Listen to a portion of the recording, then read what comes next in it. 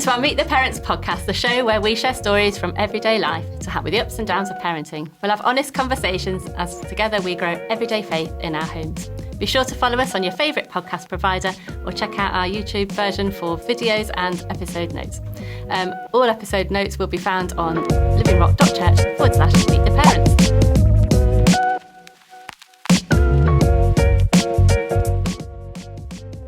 I'm Alex and I'm married to Lisa, and we have 3 children aged between 18 and 22.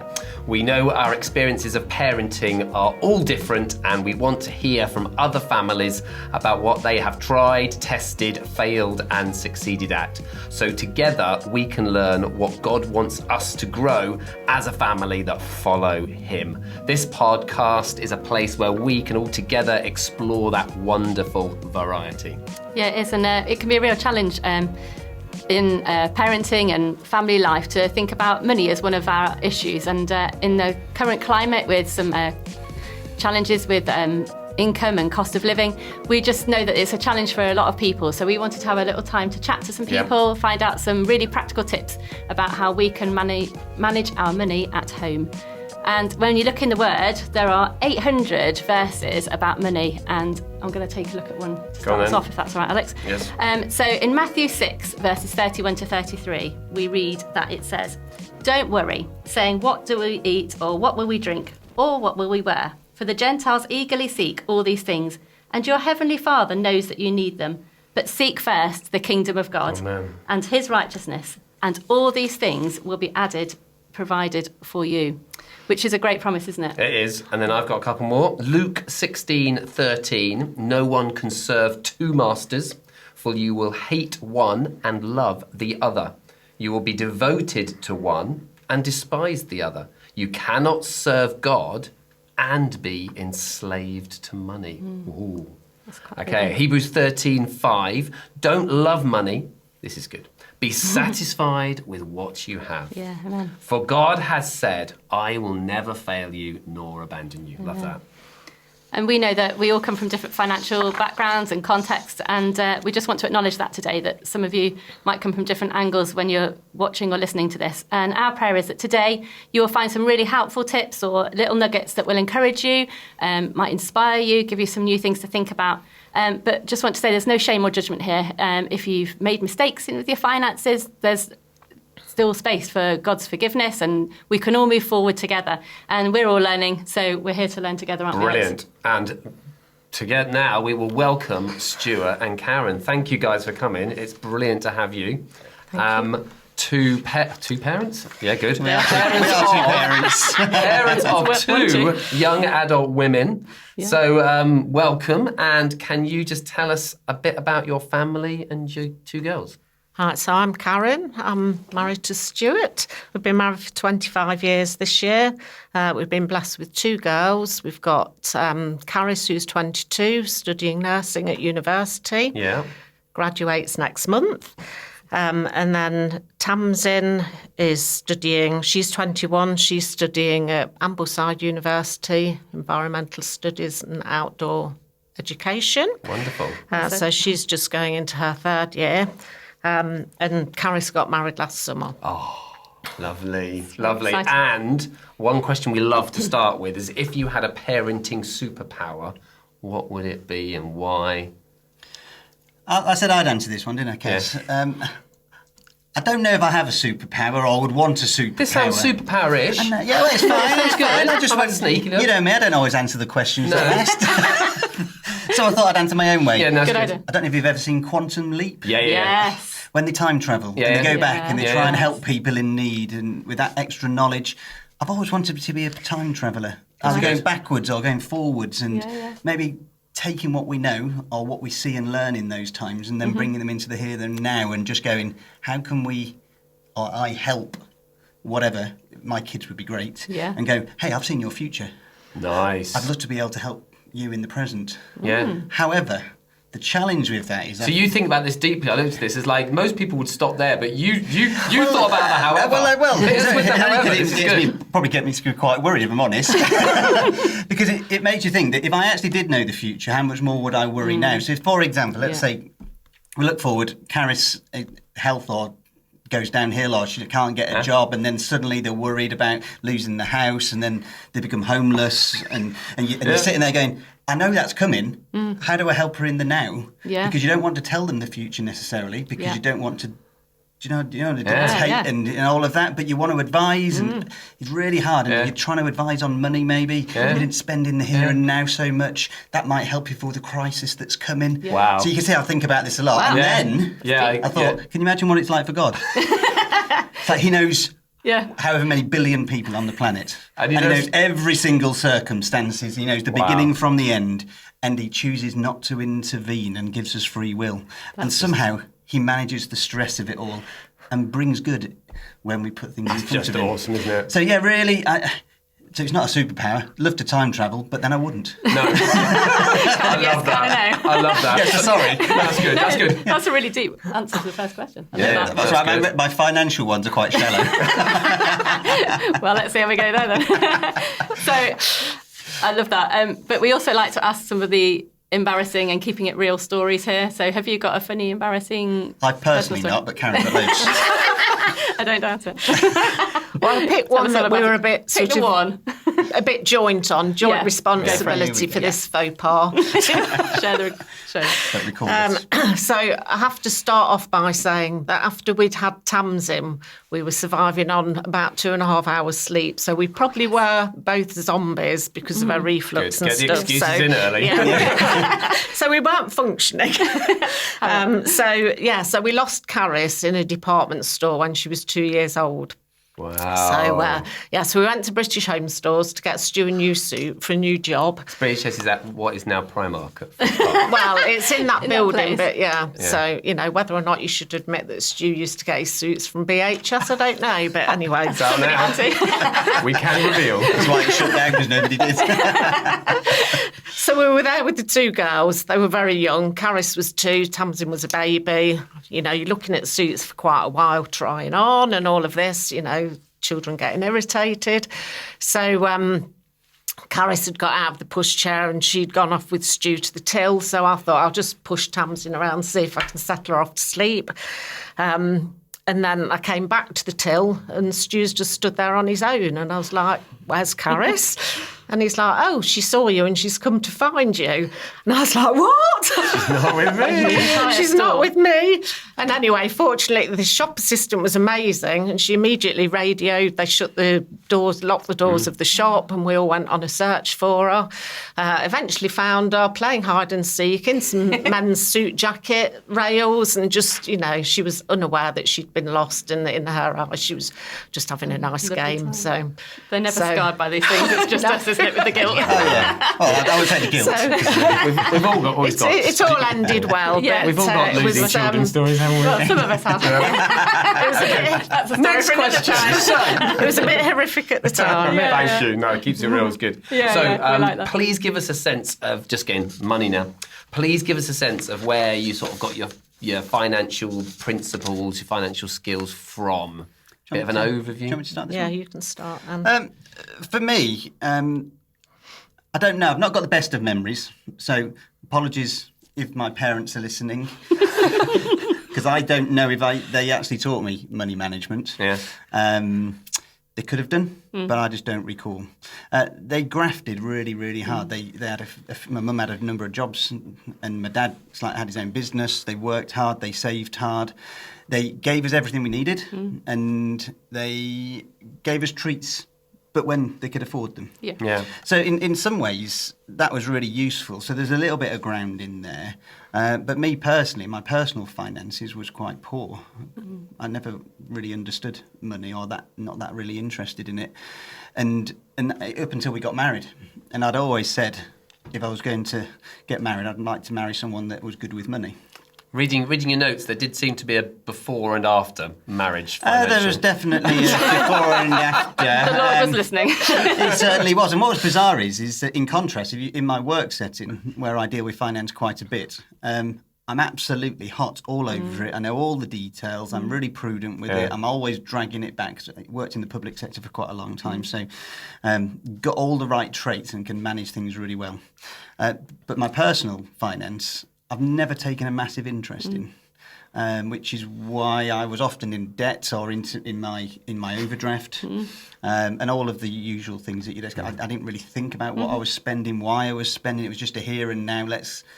What's that whole future planning and all that rubbish? Living in the here and now. Yeah, I was pretty much like that until about 25. Right. Yeah.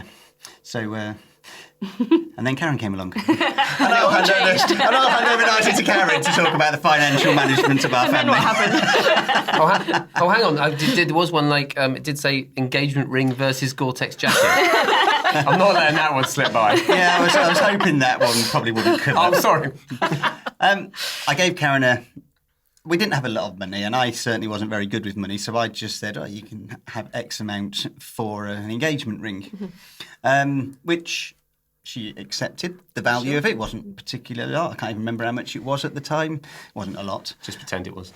It's a beautiful ring, Karen. It's a beautiful ring. Yeah, very And expensive then looking. we were chatting with David and Deborah in our marriage prep classes, and we were talking about finance and all the usual stuff. And I talked about this Gore-Tex jacket that I wanted because I like mountain walking. And obviously you need a really good one because if you're in the mountains, it's really bad. It's a matter of life and death. It is very important. And then David reminded me that actually buying Karen an appropriate engagement ring is a matter of life and death. and why should I spend more on my Gore-Tex jacket than on the engagement ring? Yeah, Very it was wise. considerably more than the ring. Very jacket. But one was life and death, and one wasn't.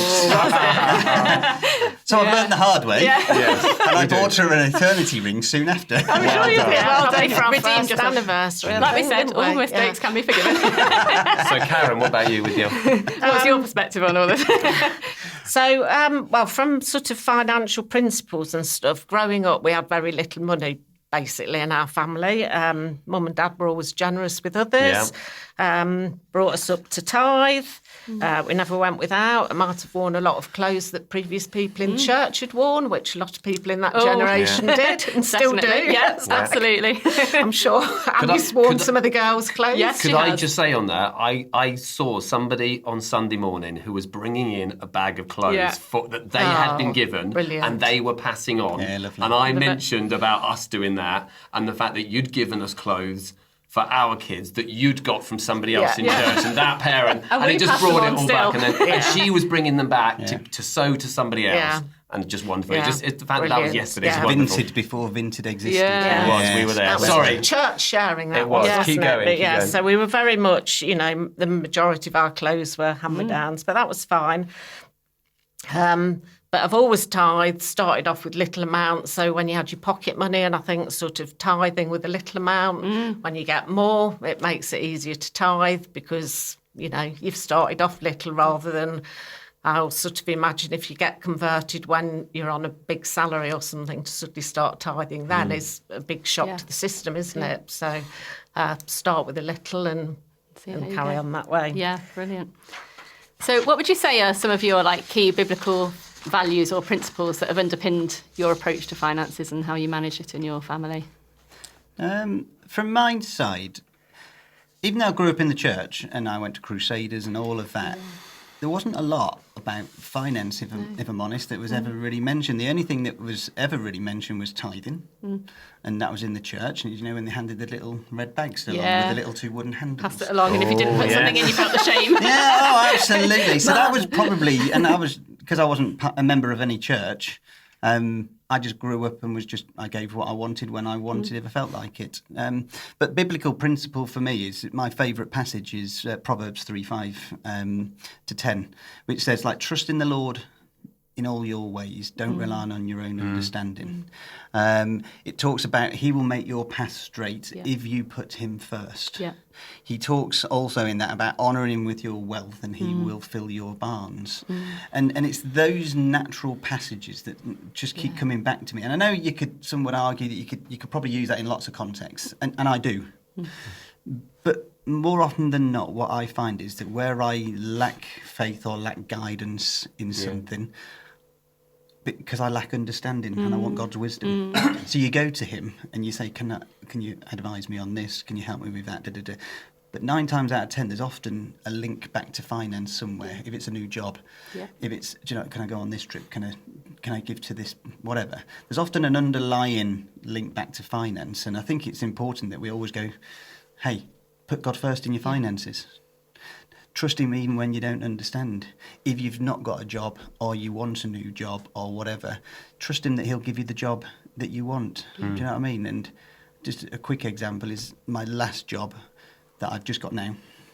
God opened the door for me, and I'll take any job title, any pay, just do what you can. And he opened the door, he gave me a job, and I was offered the job, and they turned around and said, we don't want to pay you what we've advertised, because that's less than what you've been on. So we'd like to match what you're on. Amazing. And therefore, you sort of like go, if you put God first, he not only gives, he gives back. He's the God of more than enough, isn't he? And then what amazed me is when I got to work, I suddenly realised that I hadn't read the terms and conditions. And I get a bonus, and I get life insurance, and I get medical insurance. Nice. And God just keeps giving more and more. Yeah, that's good. We could do a whole podcast just on your career path. We probably could. Places you've been is amazing. But God is faithful when we don't understand. And when you have one issue, Yeah. often underlying it is a worry about finance, because financial security is really important. But God blesses us when we bless him. Yeah. And if we tithe, do you know what I mean? And put him first. So, that's sort of like my little bit there. I think that reminds me of like the passage in Malachi chapter 3 verse 10 about tithing, doesn't it? It's like, bring all the tithes into the storehouse, it says, and so there'll be enough food in my temple. If you do, says the Lord of heaven's armies, I will open the gates of heaven for you. I will pour out a blessing so great you won't have room enough to take it in. Amen. Try it and put me to the test. And I love that. His promise is that he will always give over and above. Yes. And that bit earlier on, we talked about seek first the kingdom of God, and all these things will be added to you. And when you put him first, he's always faithful, isn't he? Yeah, no, he is. Yeah. But trust when you don't understand. Love that. So, Karen, biblical principles for you? Well, my main biblical principle is the tithing that I was brought up on, as I said previously, that we always give our first fruits to God, always did the tithing before the spending, so, made sure that went out first. Yeah. All that we have is from God in the first place, isn't it? So we don't want to be caught with God's money in our pocket. Yeah. It's a good phrase, isn't it? That's really good. Yeah. I thought it was don't get caught with your money in my pocket. There is that as well. There is That's the second commandment. Second commandment. Okay, sorry. We've never borrowed any money other than borrowing for our house or the mortgage, and then the principle was always to try and get that paid off as soon as possible. So if I had spare cash on the rare occasion at the end of the month, then I would always put that into the mortgage and reduce that down so that I could get that paid off as soon as possible.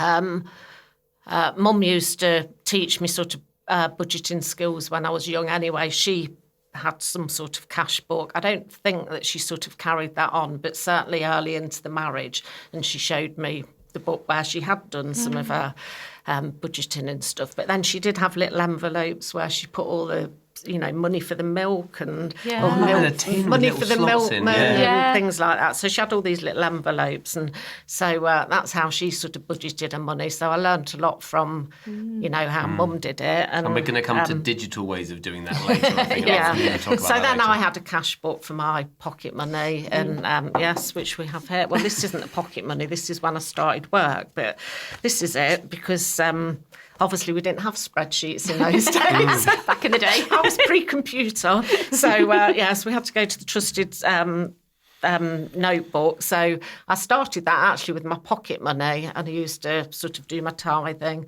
save sort of a bit. Well, I had a paper round as well, so I used to try and save the bulk of my paper round money, spent my pocket money on odds and ends and things, and then eventually saved up and sort of got bigger items, like my first guitar I'd bought with saving up, and then you sort of, you treasure it more, don't you, because it's come through hard work and effort.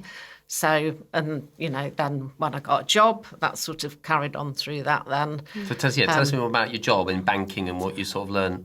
Well, so my banking anyway, obviously it was coming out at an early age when I started my cash book with my pocket money. And then, so about age 11, I decided I was going to go into banking, and that was my whole focus through school. It's brilliant. like, why do I need to learn history if I'm going to work in a bank and all of those things? Eliminated certain subjects because of that, but, with no knowledge really of that's still useful information to have. But anyway, that's by the by. But so I decided at an early age I went into banking. And so you see all sort of eventualities in banking anyway. You know, a lot of people in debt and having houses repossessed, no money management, people coming in and asking for their bank balance on a regular basis with no clue what they've got in their bank whatsoever. And so I saw all that side of things. So I think all of that as well made me sort of tip the other way and make sure that was on top of all my finances. The phrase that comes to mind is, are you in charge of your money or is your money in charge of you? Yeah. Are you ruling your money or is your money or debt ruling you? Yeah. And that sort of comes to mind, doesn't it? Yeah. Yeah. And often we're scared to even look. Yeah. Do you know, if I know what it was like when I didn't manage my money. You kept a picture in your head of what you thought, what you had and what you were spending. Yeah. But in reality, I was too scared to really look, because if I did, you'd be really shocked. Yeah. And therefore, it's like you end up not having a conversation with yourself. Yeah. Interesting. That's powerful, isn't it? And we've had some sort of close links with people that have been sort of, heavily affected by debt. And you see sort of the turmoil that brings on to their lives, their family lives and stuff. And I think all of that, made us drum into the girls and stuff. It's like, be careful with your money, save money, and you never know what might happen. So always have some saved. It's not just a case, spend your pocket money. So, their pocket money was their tithe here, a bit of spending here and a bit of saving. And we always made sure that they did all of those three things. That's good. And you remember, Alex, did you do one of the trips that we did around the Yorkshire Three Peaks, which was raising money for CAP? Yeah. So Christians Against Poverty. Yeah, which was and they were really in the really early days then, weren't they? Yes, when they were just starting out, and that was all the sponsorship was helping them to set up. But can you tell us more about CAP? Because it's a great charity, isn't it? Yeah, I know you're quite keen on supporting it. So tell us more about what they do a little bit. Well, yes. Just because it's CAP, what is it? Yeah, so Christians Against Poverty. So basically, it's not just Christians, and they actually use the charity to sort of, bring people to God and that through that. And I think they're very impactful with that. But generally, it's, you approach them when you're in debt, and you I think generally you're given sort of a person that sort of is linked with you and sort of goes through all your finances, tries to clear down your debt, or, sometimes it has to get written off and start you again. But they can help, if you're in a mess, they can help negotiate, can't they, with companies for you and consolidate and things like that. Yeah, some real knowledgeable, practical stuff, And then they help you with budgeting and, they've got sort of set guidelines again, which, on how much you could use for this and how much you use for that. And then they sort of check in with you regularly and see how you're doing with that. Some people don't even know how much they spend. No. I know that's a really simple thing, but they don't even know how much they have, one coming in and how much they've got going out, and what do they spend that going out on. Yeah. And that's where CAP and similar companies do a brilliant job at just making yourself aware and having that awkward conversation with yourself. Yeah. How much do you bring in and how much do you actually spend? And that's incredibly powerful conversation to have with yourself, let alone with somebody else. Yeah. But when they guide you around those principles, that's really good. It's incredibly powerful. Because they do courses, I believe, as well, don't they? Where you can actually go on in advance of being in debt, for example, and you can kind of go, where am I at? And sort of do a bit of a self-assessment, can't you, I think? And I think you can download some stuff now that even give you the frameworks now, and to give you a broad idea of what you should be putting in. We'll put a link in the show notes so people can find that. Cool. Yeah, great. I think they really teach you the spreadsheets and things as well, don't they, on the courses? Great. Yeah. Brilliant. So a bit more practical now. Many people would not admit to being on top of their finances and it being a process, isn't it? Like you say, some people can be in denial. Other people, it's just a long process of getting in control and being able to manage it. Could you give us some very practical sort of general overview about how you sort of set up your sort of finances with any sort of hints? We don't need balances or anything, just principles. Bank account details and all of that. But just some simple stuff about principles and arrangements and stuff like that. That'd be great. Well, you do your bit first. Yeah, because mine won't take long. Because the simple principle is to get someone to marry someone. Hello. They can do it all for you. No, that's not the best principle. I think the key for me is that in any relationship, when you look at relationships, most relationships break down for the two top reasons. I won't say what the other one is, but the second one is around finance.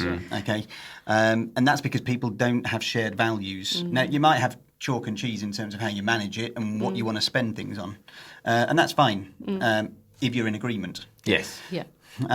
But having some general values and how you value money and how you see money and what do you want it to do for you and what do you want it to do for others. So if you have those discussed, which we talked about a lot about, and we still do, like loads, as we get into that retirement age, you're talking about Some of us. Karen. You talk about these things more, and if we're scared to talk about money at the beginning, and if I look at my parents who role modelled good money management, we need to be modelling those. So that's one of my first things is have conversations together. Yeah.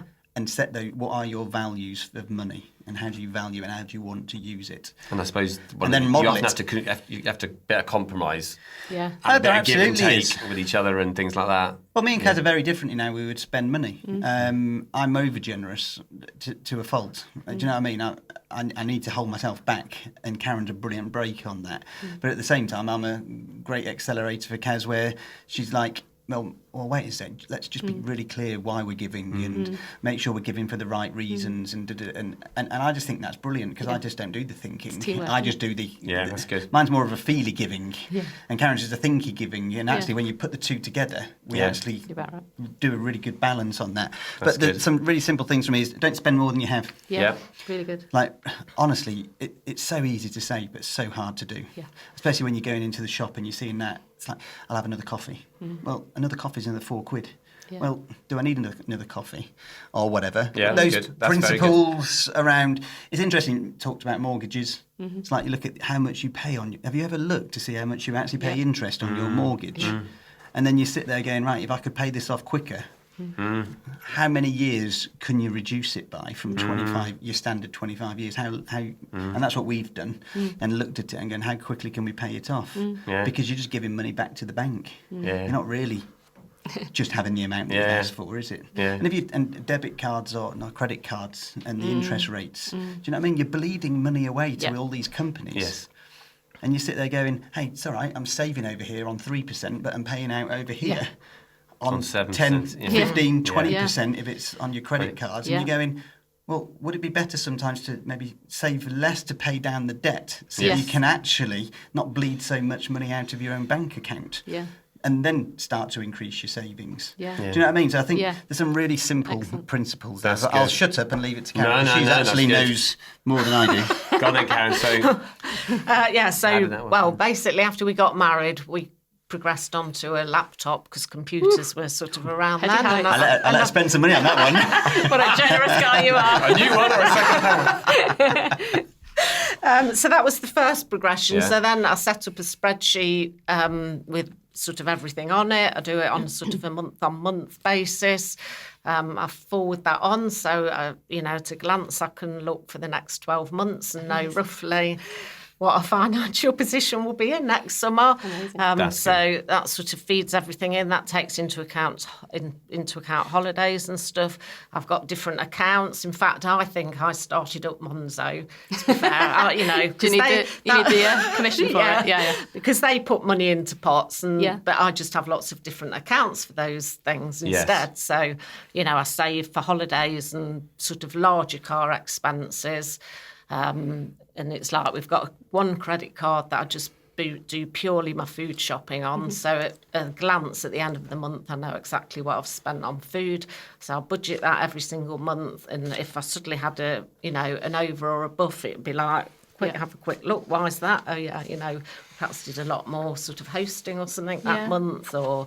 may have had a birthday or something and, had nicer food or that sort of thing. So, and then we've got another credit card that does all the sort of petrol, clothes, general expenses and things like that. And again, I've got a budgeted amount for that. So if that comes through like it did this month, and you sort of think, oh, how come that's a bit more expensive? But then I thought, oh yeah, we did a car insurance on the credit card. So then I just get that money over from the car account and pop it in, and then think, oh yeah, I was in budget after all. So we've got joint accounts. We haven't got any, well, other than ISAs, we haven't got sole accounts, have we? We just share all our money.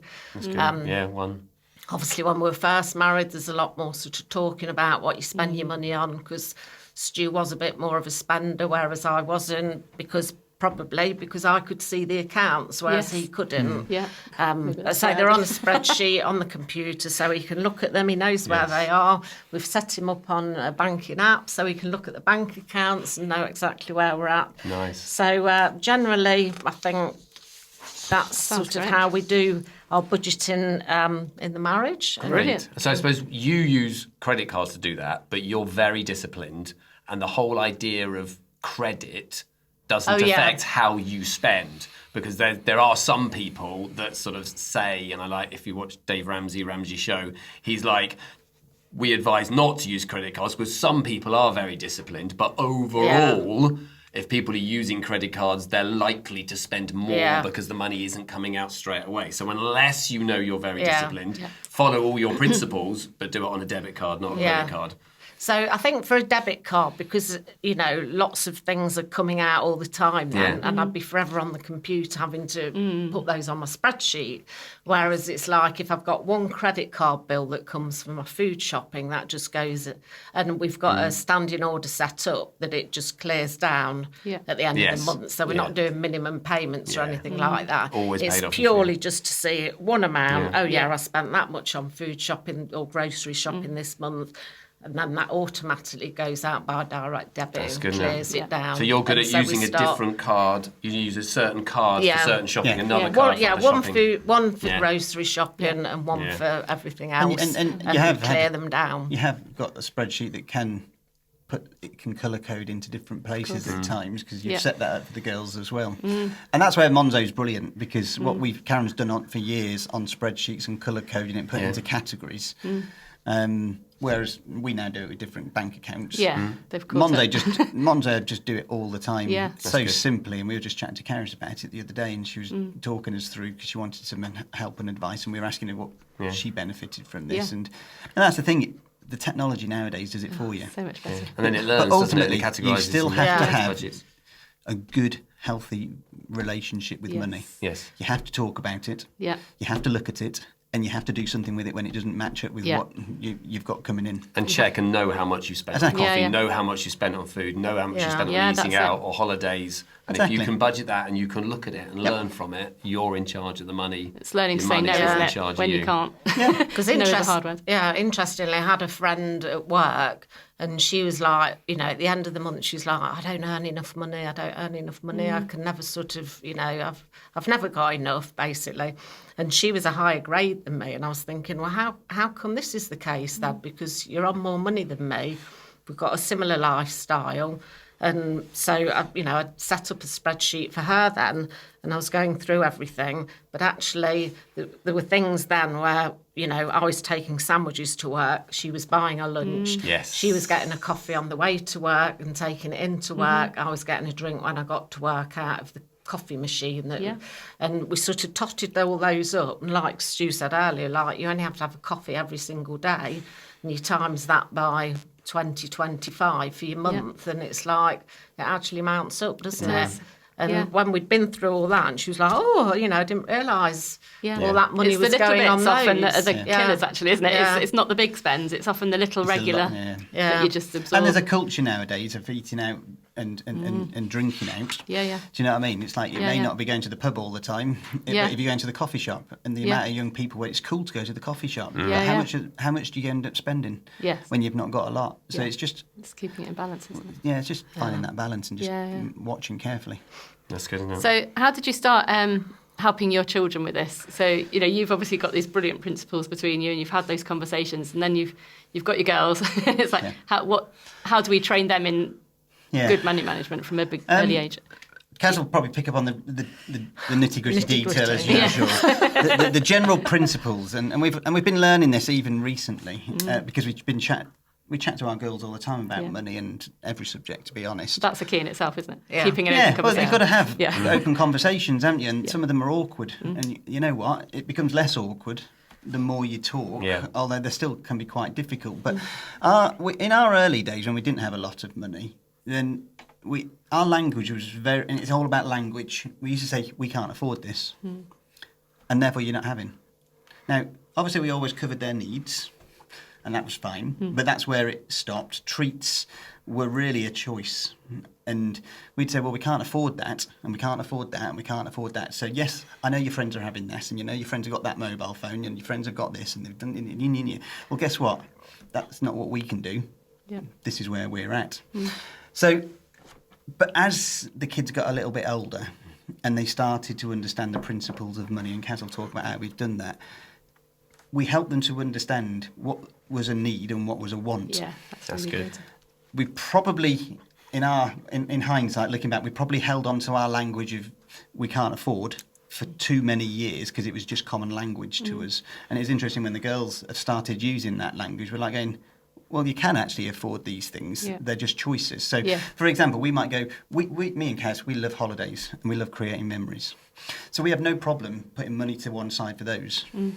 But then that means that we don't really eat out. We don't really go out for drinks and coffees. We don't really spend a lot on material things. Cars or anything. Because that's just us. We're like, okay, that's fine. Yeah. Our choices. Your priorities are these rather than... And this is when we talk about values. How do you value money? We value the memories. We value the holidays. We value having something in the back pocket in case there's a problem with the car or the house or whatever. That's what we've agreed is our values for money. And then we live by them. And that means that we can't have X if we want Y. Yeah.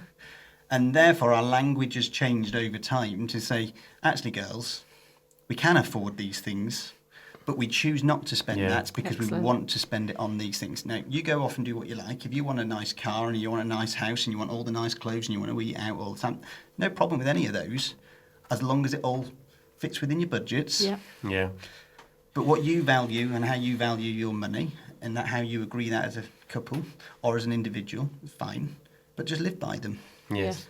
Don't moan. I suppose it's deciding where the money's going before you spend it, rather than spending it and then realising where it's all gone. Yeah. But you're making the decision. Exactly. You're Proactive, in charge. not You're reactive, being isn't it? proactive Yeah. with your money rather than reactive, and then going, wow, did I spend this much money on coffee and eating out? Yeah. Exactly. So our girls have always grown up on that sort of principle, and then if they wanted treats, so I remember the girls saying, oh, can we have that sort of like pair of trainers or whatever, and you go, yeah, of course you can, but you'll have to pay for those yourselves. Or put some towards put something towards it. We would Yeah. spend 50 that or- normally, but if you want that, exactly. then, And it's amazing what people don't want all of a sudden when they don't get it easy and they or don't get that it they'll paid work for. hard and save as well. So And they've done that. so Our it's terms, the worked girls out, have really worked hard for some things when we said that we're not going to afford them, and that's fine. And they get what they wanted, but you don't get it cheap and easy. Yeah. You pay for it up front. And we do have a caravan for holidays, so just to add that in, because Yeah. it's like we like our holidays and we have quite a lot of them, but generally they're in the caravan. Very, very good. Yeah. But it's things like that that make a big difference. For example, like this year we spent about 300 quid for an 11-day holiday in Cornwall. Amazing. That's for three of us. And you're like, well, where do you find that nowadays? Yeah. And we thought that was a rip-off because caravan used to be cheaper than that a few years Did back. it's gone up, hasn't it? Pre-pandemic, it was a lot cheaper. Pictures are high now, aren't they? Do you know what I mean? So Well, and Tam's in as an adult, Well, so it's yeah. like you have to pay So for it's an things extra like bit. that, though, isn't Yeah. it? Is that Yeah. we could have nice, and we do have nice holidays, but we have a lot of holidays that are cheaper. Yeah. So it's making a choices decision. again, isn't it? Yeah, That's that's good. what it's There you go, That's Kaz. good. Go on then, Kaz. Give us Yeah, some more so of the back to details, the- figures and numbers. The practical advice then for the girls. So this all came it all first happened when the girls were about 5 and 6. So we used to go swimming every Saturday morning. That was love like this. our This is thing. good. It was like a parent and toddler swim session. So that was our Saturdays. We used to come out, get changed, and then they'd pick the same thing every week out the vending machine. They'd pick their fruit pastels, and that was it, and that was fine. And then it's like, I suddenly thought, hang on a minute, they're quite expensive from a vending machine. So it's like 80p for your packet of fruit pastels. Add that together, Which back in the day was a bit more than 80p now. 80p then is 80p. Well, yes, yeah, exactly. There'd probably be £1 or more than £1 now. I don't know, because I don't go to vending machines now. But anyway, I suddenly thought, I know that I can get 4 packets of fruit pastels for £1 from Asda. So this is senseless because that makes them 25p. So I was like, OK, what I'll do then is I'll times the girl's age by 10p. So Tamsin was on 50p, Caris was on 60p. This is pocket money per week. Pocket money now. So we decided we'd go, and, you know, they were like, they've got choice because they can have more sweets if they want to, and that. Obviously, we were saving money because, you know, I was only putting out £1.10p instead of 1.60. Yeah. So it was win-win. Not bad. So then, armed with the spice jars from IKEA, it's like I just bought a load of sweets. So things like those little flying saucer things. Yeah. I would buy a bag of those, those. but then separate them, and you'd have a jar of flying saucers. The fruit pastels, they could either buy a packet or I'd price them up, and there'd be some loose ones in a jar. Come on. And, you know, little strawberry things, those Haribos, whatever they were. And so I had an array of, you know, all sorts of sweets. You had a and sweet we had shop. we had a little sweet shop. I love it. Little tuck shop. And then so we could come back from swimming, they'd get their pocket money, they'd put their 5p and their 6p tithe into a separate jar. Nice. And then they could pick what they wanted. And if they wanted just a few things, then they could, you know, come back another day in the week and buy a little bit more and save a bit if they wanted to. And that's how it all Very started, good. really. I love that. Because they got more for their money, and, you know, it taught them budgeting, and they could choose. And, you know, if they chose to save some one week and not have sweets, then they could save something else. And so it went on. I just remember some stories from when I was little. I think I haven't told anyone this, but I was a bit of a little entrepreneur, as I like to think of myself. So I used to charge my family to watch me dance in the lounge. That's brilliant. It must be said I am not a dancer, but I had a rather lovely petticoat that I used to like wearing. And I used to go around and make tickets. And I'd put them on my family's pillows and invite them to a show. And they could come and watch me twirl around, probably to an ABBA record back in the day. And I'd charge them like 5p a go because I wanted to increase my pocket money income. Yeah, and I remember selling slightly gone off sweets on the front of the house with a little sign saying sweets for sale. Nobody bought. Well, I tried. We did collect lupin seeds from old Dad's flowers and put them in little packets. Yeah. And me and Neil were selling them to the neighbour, which Mum about had a heart attack about when she found out. But it was like... Very good. I was genius myself. Very good. So then as they got older and, you know, part-time jobs, moving away from home, how did your sort of guidance change from like 25p in a tuck shop and a glass jar and Well, tithing? no. So, I mean, their pocket money did go up, but we were never... Good. But, yeah, it was like sort of... It went up with age at first, but... well, it still went up with age, but not necessarily on the 10p scale. But we never gave them masses of pocket money. And even sort of speaking to Caris the other night, sort of when we knew we were doing this, and we said, you know, what things did you learn and what things we thought were helpful? And she said, actually, not having much pocket money was helpful for her, because she said her friends that were maybe on 10 or 20 times the amount of pocket money she was were just flitting their money around with not no sense of what they were spending it on, when they were running out and all of that. Whereas for Caris, with her little, if we're faithful with a little, and, you know, she managed to sort of use her money wisely rather than if she'd had loads. So actually, she was grateful for that, not resenting us for that. So when they had mobile phones, so that was when they went to secondary school, because, you know, that was twofold. We wanted to keep a check on them and see where they were and all of that sort of thing. But as soon as they got mobile phones, they paid just a small amount towards their tariff, just so that they understood that having a phone didn't come free, because you don't necessarily know as kids what bills are paid for. No. You know, who knows? You don't see the money, do you? Coming in and out. Who knows that you have to pay for gas and electric and water? So as soon as they got their phones, they just paid a small amount towards those phones, that they understood that, things good. came at cost. So Good. I think that is Yeah. a challenge now, isn't it? Because we're in a very digital age where everything is on an app or on a Yeah. phone, and you don't see money. Like you when we don't. were children, you Yeah. had your money in your tuck shop, and you put your pocket money in whatever. Pocket money is all online, or you might pay it into your child's account. And I think it's still important that we use cash with children, isn't it? Just so Yeah. they feel it come and go, because Yeah. it's a physical, visible But with thing. the pocket money, we had a pocket money chart on the wall. I remember that Oh, actually nice. in your In the kitchen. kitchen, Yeah. I was like, genius. So they could see how much they were getting. So and there was a set amount, wasn't there? there was a set amount how they were getting, and how much we were putting out into savings, or how much was going into tithe, how much was going to mobile telephones. Yeah. And if they'd done something exceptional around the house or helped somebody, we might give them an extra pound or two. Do you know what I mean? Yeah. To their pocket money, and then we'd write that on the chart. Yeah. Although they were occasional things, because we would expect them to do stuff around Yeah, the so house things anyway. like washing up and all of that was part and parcel of your help in the house. Yeah. You get your So pocket money. You got but if- paid anyway. Yeah. You Yeah. weren't paid per chore, because I know some families Yeah. pay for jobs, don't they? Which And is that's fine. very good. It's each to their own. Ours was more, this is your pocket money. Yeah. It's not a lot anyway. Yeah. Use it wisely. But if we felt But if they came and washed the car or something and did something like that, exceptionally or- more, yeah. we'd give them some more. But because we could show what was coming in and then what was going out in terms of tithe and savings and it's like mobile phone, it was really helpful to see it on the wall. Yeah. That's good, isn't And it was it? really Like good. that. And they held us accountable to make sure they paid. Of course. Because, let's be honest, we didn't pay every week because we totally forgot. Yeah.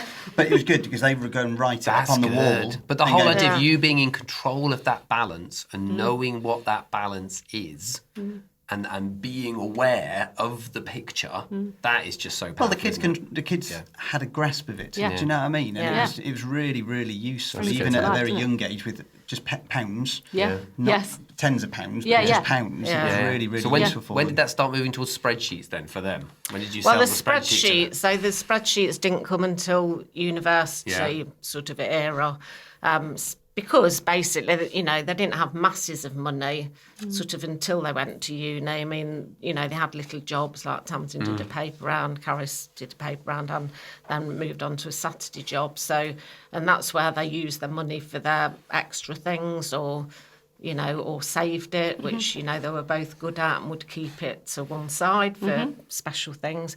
So it was really when they moved off to uni that we were thinking, they're going to suddenly get this massive amount of money, and it's like... and you loads know, of outgoings, which with- they Yeah. never had. yeah, but it was more sort of the big Get maintenance it in loan chunks, don't coming you? in at the beginning, and it's like, right, okay, this might look nice that you've got all this money, but that's got to last for this period of months. time. Yeah.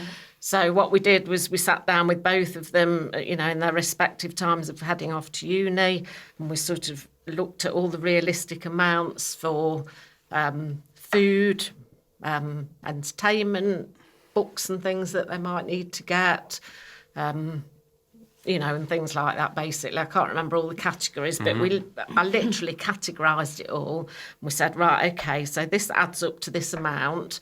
And then, so the maintenance loan went off into a savings account, and then month by month they would transfer the money back for that set month that we budgeted. And then sort of, as the months went on, we just sort of tweaked that because, one might not be so much into the, coffees out or something. And Yeah. so we just sort of tweaked it all, kept a regular check on it, and then sort of, it evolved from that Tamsin now knows just per month that she can survive on this amount. Yeah. So she doesn't have to categorise it. Have I spent more on this or have I spent more on that? It's this set amount. And then at the end of the month, if she's got money left over, what she does then is she transfers a smaller amount across, that's her choice, Yeah.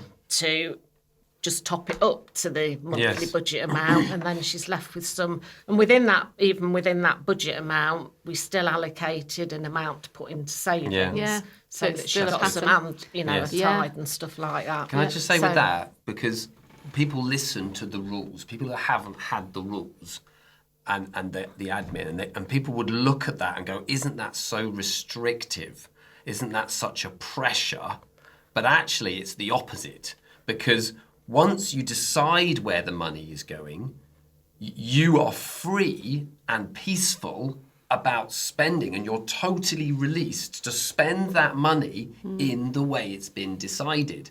there's not this constant worrying when you're spending it and this deep unsettling or this lack of peace because you never know if you're going to be running out because you're not in charge of it. Yeah. So by putting the work in, you then have peace in your finances because you've done the work in advance rather than having this is everything out of control? Am I just about to go into debt? Crash and burn, Yeah, do crash the and burn. waves kind of so thing, the peace comes Yeah. and is released through that. So I Yeah. just wondered if people were listening and thinking, wow, that sounds complicated. Actually, it's releasing, isn't it? Yeah. And, you know, what sort of 18-year-old suddenly has had that sort of amount of money in Yeah. the past to even know how to sort of, you know, and you might think, oh, I'll just stick it in my account, that's fine, hopefully it'll last. And then they're like, oh, I can buy that, I've got all this money. And, you know, if you've not learnt budgeting, and one thing the girls picked up on as well when they were back at school in their, now you'll have to help me out with this subject, the PHSE, is that both of them said this, that, you know, you learn all sorts of subjects, you know, your drugs, your knives and all of that sort of thing. And they said that no one ever teaches budgeting, No. which affects everybody in It's life. so crucial, Whereas, isn't like, it? you know, if you're not, you know, going down the drug route or whatever, then, you know, not everyone needs to learn that. Everyone knows the dangers of it, but nobody, you know, whereas they're so hot on pushing some of those things, Yes. and, you know, other choice subjects, but, but There not is the money. now, but I don't know how well it's taught. Martin Lewis paid for by himself out of his own money for a money curriculum that is taught in Key Stage 3. I don't know how much it is taught. Right. The government He's said tried, to him, I know, I remember that. if you just pay for this and give it to schools, it doesn't need to go through all sorts of requirements. If the government decide to do it, it's got to go through lots of loopholes and it will never get done. So he's done it. There is a curriculum. So if you just look at money management, Martin Lewis, but there's PowerPoints and stuff to go through it, and it is very good. I've gone through it with students, individual students before. But that's like pitch deck. But is that on a school-by-school basis, probably? Yeah, It but wouldn't be that a generic they would be curriculum as such. squeezing that money management into the PSHE curriculum to some degree now. Right. Maybe. But it's Not there. everywhere, I don't know how Yeah. much schools are doing it though. But parents can just download it because I just did. So you just go money management. But as they get- Martin Lewis, it's there. As they've got older, they're working, or because the girls both work while at uni and stuff like that, and we're trying to say, hey, look, keep within your spend, put your tithe, put your savings. Now start thinking about future you. Yes, exactly. Yeah. Because you can have a saving for a rainy day. Do you know what I mean? But if you're putting future you money aside as well, do you put something into a pension? Yeah. Do you put something where if I lose my job and I'm out of income for a whole month, do you have a month's worth of salary? That's good. Do you know? It's like I know the statistic in the UK is about 30% of people can't afford to go 1 month without having enough money. It's incredible. And you think, look at future you, not just savings, That's because good. savings is for rainy days and bits. But can you afford to do 1 month? Yeah. And how do you build that up?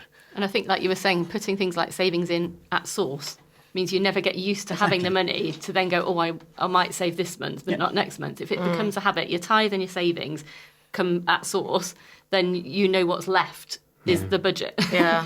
And I think that's really key, because we've said that with our children, haven't we? And like Joe's about to get married, and we've talked about how to invest money for your house. You know, you're going to have to rent at the beginning. You don't know where you're going to live. But actually, we've encouraged the money that's spare, that's been gifted, stick that in your ISA, stick that in your long-term savings, and don't get used to it. Because then it's building without you. Something I heard was you tithe 10%, you save 10%, and then you've got 80% to do. You know, some people work on that philosophy. That's another formula, which isn't it? is a good one. And if you can, but one thing I regret is that I didn't save like 10% at the beginning, right at the start when we were first married. So that's one thing I'm encouraging them to do, is get used to the saving now and the spend. And I mean, sometimes you can't afford to, though, can you? No, I mean, that's when it. I first had my house, you know, I was like, literally what came in went out. Yeah. So you can't necessarily afford to save them, but as soon as you can. You did. Because ultimately your salary goes up, doesn't it, each year, sort of hopefully. Yeah. And, you know, as soon as you're able, then, by all means, sort Can I of just add jump one into extra thing, that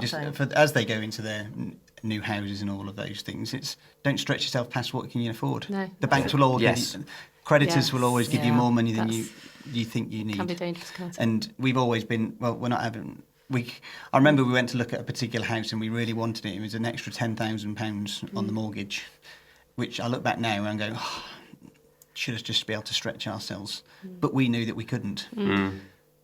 So we didn't. So we didn't get the house we wanted because we weren't willing to go that extra little bit. Yeah. And we could have put ourselves under real financial, and we didn't know what was coming down the line, and my health's been not great over the years, and you just don't know what income. And it's like, don't be sucked into this world of you can have what you want, because you can't always, because you don't know what's coming down the road, and stretching yourself too far is just silly sometimes. Yes. So it's just trying to be sensible. It's a balance. It's managing that.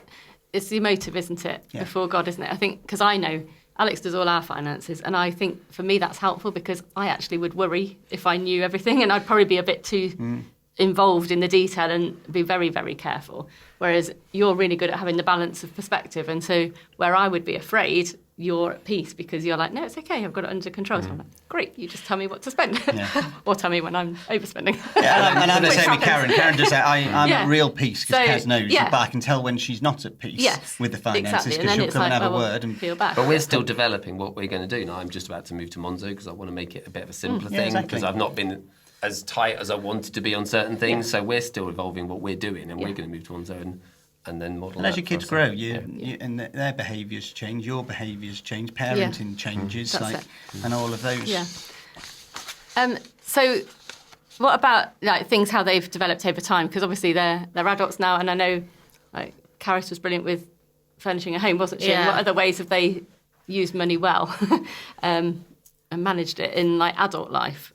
Yeah, so obviously university's a good setting for that, isn't it? Because you do have to start managing your money. But then, when Caris went, even for her wedding, she was checking all these things. We did a lot of handmade stuff, which took time, but it looked stunning in the end, so it was worth all the effort. But every little detail. She had, she went beyond me. She had spreadsheets and books and, little handbook for a wedding day and all of this. Love it. So, so she furnished her entire house with second-hand stuff from Facebook Marketplace. Brilliant, isn't it? Even occasions where she bought something and then thought, it doesn't quite fit in the room.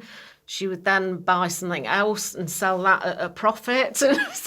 Brilliant. So she did really well with that. So her entire house was furnished for well under £1,000. And it looks lovely. I bet it does. Very tasteful and stuff. So. Very nice. Whereas Tamsin, on the other hand, she's not quite at that stage yet. Yeah. She's constantly looking out for deals. So she's got like the Tesco's app, and then she'll have a Morrison's app or whatever app. Yeah. And she's seeing what deals comes through. So she'll go and buy when it's cheap. Yeah. If she wants to go to see something, she'll see if there's any discount codes, and she'll try and get it as cheap as possible. And they're just really good at going, firstly, do I need to spend it? And if I do I need to spend it at that amount? Yes. Because actually, there's really better good. options and there's cheaper options, but sometimes we don't think and we just We get it. we just buy it. Yeah. Yes. And actually, you're spending more by just instantly buying and not looking around. And the whole idea of online buying, I'm just thinking of Amazon, that if you are somebody who's a spender, a good bit of advice is to put something online into the basket. Yeah, and leave it. And then leave it 24, 48 hours. If you know you're a spender, leave it there, come back, and you're probably half the time not, I don't really need that. Well, my idea, I bought something the other day. Martin Lewis says that if you leave it in long enough as well, often they offer you an offer. Yes. They really do. So I did that. Subscribe, take your money out, unsubscribe. Yeah. I had about £40 taken off a sup. Paddleboards. Oh, yeah. I wanted an air pump because I'm lazy and getting old. And I didn't want to spend the amount of money, so I just left it in the basket knowing that, see what would happen. And a week later, it was knocked down by 40 quid. Wow. And I bought exactly the same pump. It's amazing. Nice. And it's things like that. We're very instant nowadays. Do you know what I mean? Instant coffee, instant going out here, there, do. If you actually just stopped and thought, you probably wouldn't spend as much and you'd probably get it cheaper anyway. And I think our girls are brilliant at doing that in different ways. Facebook Marketplace or Vinted for Caris. So Annie's literally Charity sitting shops. at home. Charity selling, shops. Yeah, Annie's bought loads on charity shops. She's currently made £8.50 this week selling books on Vinted because she's had a clear out. She doesn't want them anymore. She sold the whole lot. Yeah. I'm like, I can't believe people pay £2 for it, but great that they do. Everything I'm wearing is vintage except my underwear. Well, thank you, Alex. As we're on vintage. There we go. What a guy. But there are other websites and there are other places, just in case. There we go. Anyway, Love it. what were we saying? So I think we covered a lot. Yeah, I think so we have, haven't that's we? really cool. So I think we at the end. Oh Yeah, yeah. there.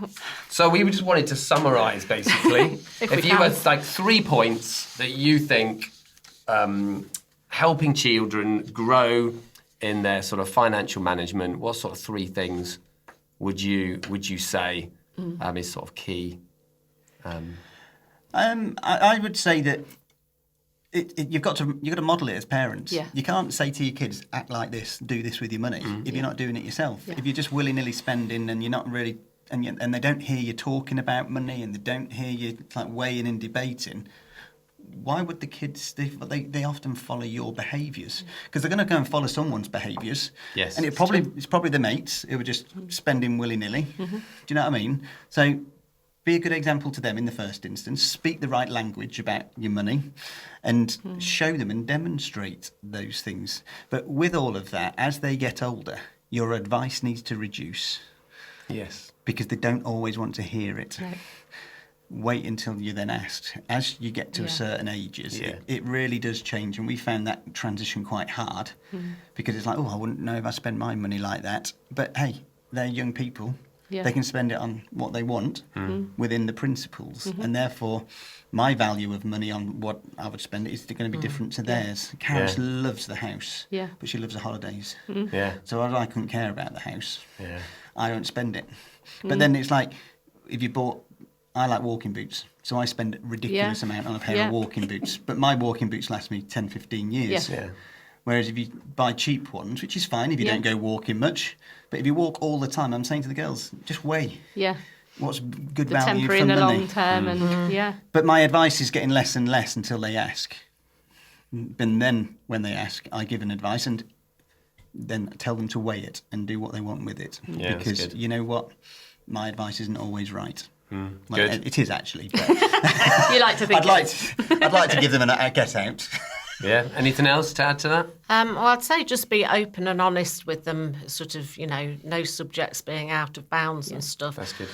Not to say to them that we're basing our decisions on them purely, but it's of interest to know what they think. So an example was, when they were little, obviously we went through a difficult journey to get the girls in the first place, so we wanted to spend as much time, I wanted to spend as much time with them as I could, bringing them up.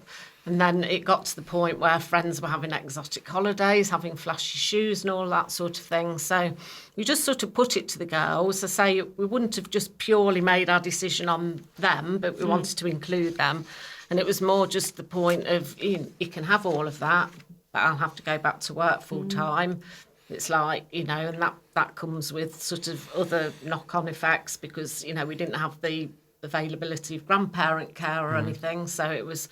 And the girls were like, no, we'd sooner do without and sooner have you do the school runs and things like that. So Summer holidays, a lot more time with them. so we just, I picked up work, sort of childminding, dinner ladying, cleaning, whatever I could, that I could manage around them, that it didn't impact them. So I say they're not ruling my life, but we wanted to... It was an agreement, a family agreement, wasn't but it? if they'd said, no, we really want the flash stuff, now would that have made me go back to work full time? Possibly not, but I may have, taken different work and gone back for longer hours if they were happy with. But so I think we try and discuss things with them and sort of weigh everything up. So I say we don't let them rule our life, but we're interested in their opinions. Brilliant. That gives a lot of value. And what we found as they've got to that, they're in their early 20s now, they come to us more. And more about loads of subjects now, whether it's faith stuff, whether it's money stuff, relationship stuff. Do you know what I mean? It's amazing what they come and talk to us And about how now. precious is that? You know, You can't put a price on that, can you? But if you haven't created the culture, and this is that whole understanding what's your values, how do you value money, and seeing what you want it to do for you. Do you know what I mean? I'd like to retire early, so we've been planning for years. We're never going to be rich when we retire, but that's life. We've already decided what our lifestyle's going to be like. So we invest in our future appropriately. Yes. But you've got to say that about your kids as well, haven't you? Is that if I want them to have a relationship with me, I've got to invest in the way I want that relationship to be. If I want them to talk to me as they get older and seek our advice and want to come away with us or whatever, then I've got to put that in early doors. Yeah. It's like there's no quick wins with relationship and money. No, that's good. And people will tell you that there is. Like relationships can come and go, and you can spend, and there'll be no problems. Well, it's just a lie. Yeah. You have to invest and consequence, invest isn't there? and And invest have that and time, invest yeah. and get familiar with your relationships with your partners as you grow up, and get familiar with talking about money. And do you know what I mean? And talking about God. Why would you want to stand alone and not talk to God about your money? Yes. Yeah. Why would you not want to talk to your partner about your money? Brilliant. Why would you not want to talk to your money about your money? Do you know what I mean? It's just bonkers. There's times as well, aren't there, where we've had in our lives where we've had to step out in faith as well, and we've had to say, on paper, this looks really difficult. I remember when your job was a challenge, and we were like, financially, this looks really difficult. Yep. So we've gone as a family to God and said, we're not. We didn't tell them the whole story, but we said, we've got a bit of an adjustment coming. We're going to pray about this. We all prayed and we all sought God, and then God provided an opportunity that you couldn't see coming. Yes. And God is faithful when you are short, and when you've been faithful, He will provide. And I remember many stories of my parents saying about how they had literally no money for breakfast one day, and somebody popped cash through the letterbox that morning so they could buy breakfast. So we know families do have things tough, but God will always provide when we're faithful. Yes. When we put Him One first. thing I found is that my job now isn't as stressful as it was before. And having a less stressful job means your mind is more present on the family, on the family finances, other sources of income, thinking more about how you can save. So the fact that you weren't working, you could manage the finances more, and it had less of an impact because you were managing them better. If you've got two very busy parents, both at full-time jobs, living their life at full pelt, you're spending like everything just to keep your head above water because you need to with the quote. And everybody's different. Everyone has different choices. But that's just something for a family to consider. We don't have time to budget because we're all so busy. And then that's just that whole busyness and making those choices and stepping back and being less busy. What's our family values? Yeah, which is good. But wonderful. So thank you so much. Yeah, We've covered so much, and it's been brilliant. So thank you. Yeah. And we'll just say goodbye. Thank you very much. It's been wonderful. Please like the podcast. Please share it. Please tell other people about it as well, which is really good. And we'd love to hear any questions, get in contact, any ideas for podcasts. If you'd like to come and record one with us, let us know. And further episodes will be going to our website and following the link on the Meet the Parents page on our website, and also on different formats like YouTube and Spotify. Wonderful. So thank you for watching, and we'll see you again another time. Thank you.